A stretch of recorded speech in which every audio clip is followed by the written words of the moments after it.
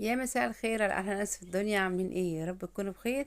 تعالى اقولك ازاي تعملي قرنبيط بالشكل الجميل ده ويطلع معاكي مقرمش كده وكريسبي زي ما انتوا شايفين. اول حاجه نسمي الله ونصلي على الرسول، وتعالوا معايا نشوف القرنبيطه اللي معايا دي. زي ما انتوا شايفين كده انا واخده منها جزء كده علشان احطه في برطمان اللفت. عندي جزء صغير زي ما انتوا شايفين، هيعمل لي طبق كبير زي اللي انتوا شفتوه ده. تعالوا نسمي الله ونصلي على الرسول. اللهم صل وسلم وبارك عليك يا رسول الله. جبت القرنبيطه زي ما انتوا شايفين كده، وابتديت ان انا اقطعها قطع اللي انتوا شايفينها دي. وبعد كده حاطه ميه على البوتاجاز كده، وحاطه فيها شويه ملح وشويه كمون، وهبتدي انزل فيها القرنبيط زي ما انتوا هتشوفوا دلوقتي. انا بقطعها كده قطع، ما بطولش عليها في التسويه. زي ما انتوا شايفين اهم حاجه يعني بنزله ني سنه صغيره علشان ما يتهريش معايا في تقطيع او مثلا في التحمير بتاعه. تمام. تعالى بقى نشوف هنعمل ايه. بصوا اعملي طبق كبير، ما يبانش القرنبيطه دي، هتعملي الكميه دي كلها. طبعا الشويه اللي هم اتكسروا دول مش هنرميهم، هحطهم في الخلطه كده وهعملهم قرص كده. بعجينه القرنبيط هيطلع تحفه. عندي هنا الميه حطيت فيها شويه من بتاع ده الملح، وهحط شويه من الكمون دلوقتي، وهنزل فيها بتاع ده القرنبيط بالشكل ده لمدة 5 دقايق بس من غليان، وهطفي عليه، مش هزود عن كده. هطفي عليه واسيبه في المية السخنة شوية زي ما انتوا شايفين كده. ابتديت اللي انا اشيله كده بالمصفى كده بالشكل ده عشان ما يتهرش معايا. هحطه في طبق مفروض كده علشان ما احطوش على بعضه في قلب المصفى، هيكسر معايا هيزيد هيزيد من السوا بتاعه. زي ما انت شايفه كده طالع سليم زي ما انت شايفه. كام واحده اللي اتكسروا دول هم دول اللي كانوا مفتفتين وهم لسه نيين. خلاص كده. تعالوا بقى نشوف هنعمل الخلطة ازاي. هنعمل النهاردة الخلطة من غير بيض، تمام، زي ما انتوا شايفينه بالمية من غير لبن كمان. هيطلع معايا كريسبي وزي الفل. عندي هنا معلقة كبيرة من التوم وشوية من الملح. اللي على الملح ده شوية من الكمون اتنطر وكده وانا بحطهم. عندي معلقة من البيكنج باودر وكوباية الا ربع من النشا، كوبايتين من الدقيق، وعندي كمون معلقة كبيرة، 7 بهارات وكزبرة ناعمة، وعندي شوية من الكركم. تمام. وطبعا الملح، هنزل شوية من الشطة كده بس مش هيبانوا قدام الكاميرا، حاجة بسيطة بس من الكاميرا كده، من الشطة. تمام. وعندي طماطماية زي ما انتوا شايفين كده واخدة نصها بس. هحط في الخلاط كده الطماطم والثوم. الثوم هو مفروم بس مجمد، هحطه مع الطماطم عشان يتفرم معايا شوية، عشان ما يبقاش في قطع كده من في العجينة. هنزل كوباية المية الأولانية بالشكل ده. هضرب بس الخليط اللي معايا دي طماطم والثوم يتفرموا شويه حلوين، وبعد كده هنزل بقيه المكونات التانية. خلي بالكم ان انا ما عملتش قرنبيط ولا ببيض ولا بلبن، زي ما انتم شايفين كده، يعني توفير التوفير. ضربت الثوم والطماطم بالشكل ده. احط بقى المعلقه الكبيره من البيكنج باودر، واحط كوبايه النشا كلها والدقيق بالشكل ده. عايزه اقول لكم الدقيق ده مش هيكفي، هكمل عليه لاني هزود الميه اللي انتوا شايفينها دي، فهزود عليه شويه دقيق تاني، بس بعد ما انزلهم كده هضربهم في الخلاط واشوف القوام بتاعه محتاجه ولا لا. انزلهم بالشكل ده كده، وبعد كده هنزل بقيت شويه الميه اللي موجودين في الكوبايه علشان الخلاط يمشي معايا كده ويشتغل، ميبقاش تقيل.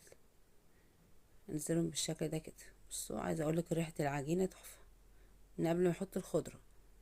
هنزل كل اللي في الخلاط بالشكل ده كده. العجينة عايزة شوية دقيق تاني معايا، هحط لها معلقتين دقيق تاني عشان مش عايزاها خفيفة. وهحط الخضرة اللي قدامكم دي اللي هي كزبرة وعودين من الشبت بس، كتريش عن كده. بصوا الخليط عامل ازاي معايا خفيف. هدوق الملح، عايز شوية ملح وعايز شوية دقيق بالشكل ده. حطيت شوية من الخضرة كده، مرضاش تضربهم مع الخلاط علشان مش عايزة الخضرة تبقى مطحونة، انا عايزاها تبقى باينة كده على القرنبيط. حطيت شوية ملح كده وهدوق وهظبط الخلطة معايا.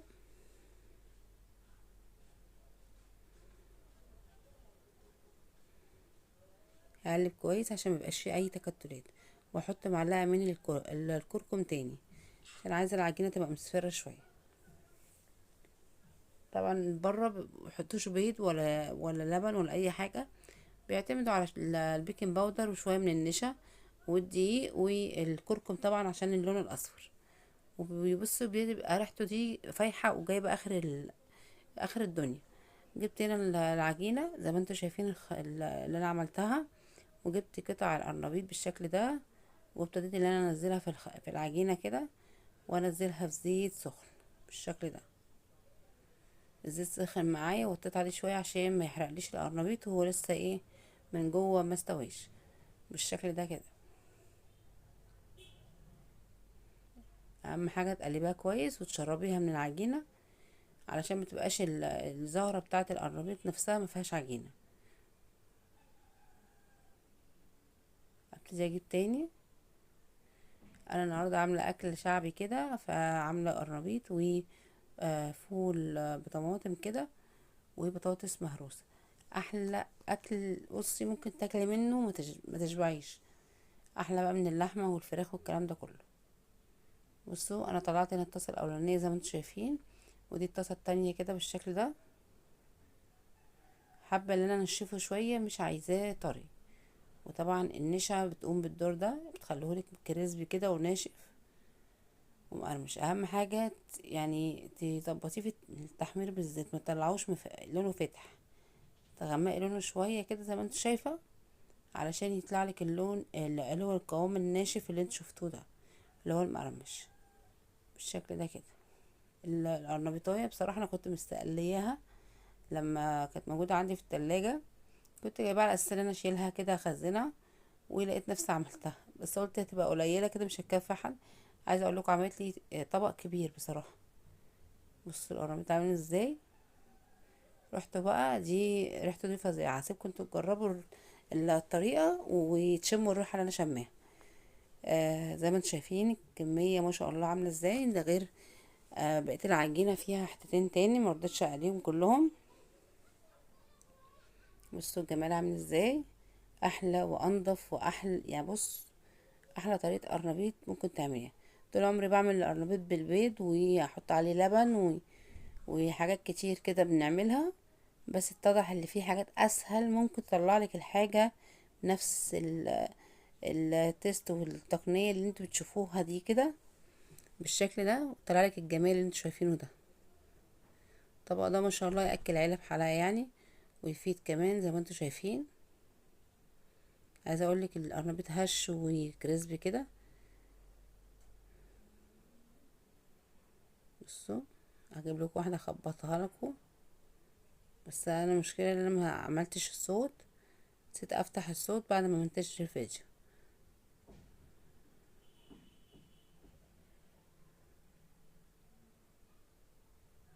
بصوا الجمال، حاجه كده تحفه، ريحته فظيعه بجد. تعالوا نعمل سندوتش كده ونشوف هناكله ازاي. انا دايما بعمل القرنبيط معاه سلطه، وطبعا انا مخليه لفت كمان، هحط معاه لفت كده وسلطه، وطبعا في طماطم فول بطماطم وبطاطس مهروسه كده. دي احلى اكله ممكن تاكليها في حياتك. بصوا يعني متهيألي لو انت كلت النص ده نص السندوتش ده كده مش هتكملي اكلك تاني، خلاص هيسد معاكي خلاص. والسلطه وكمان طعمها بقى مع البصل كده تحفه، تحفه بجد. اتمنى تجربوها، يا رب يعجبكم الفيديو، وما تنسوش اللايك والاشتراك في القناه، واشوفكم ان شاء الله في فيديو جديد، ويا رب تعجبكم الوصفه. والسلام عليكم ورحمه الله وبركاته.